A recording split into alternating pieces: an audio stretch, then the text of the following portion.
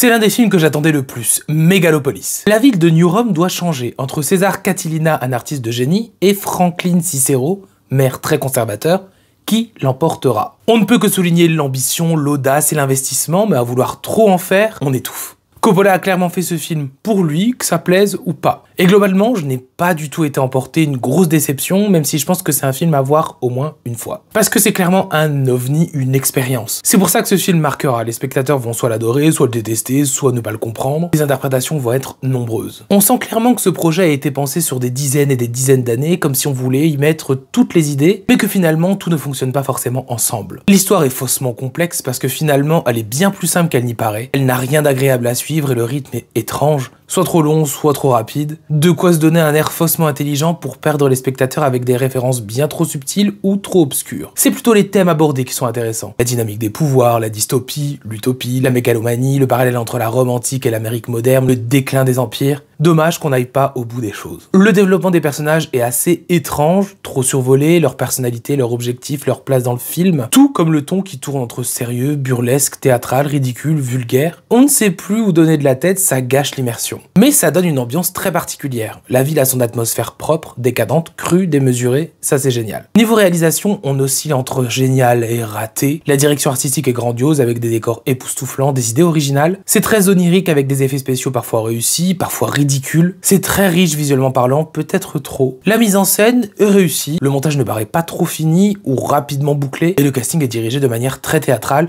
trop sûrement pour certains et bien pour d'autres.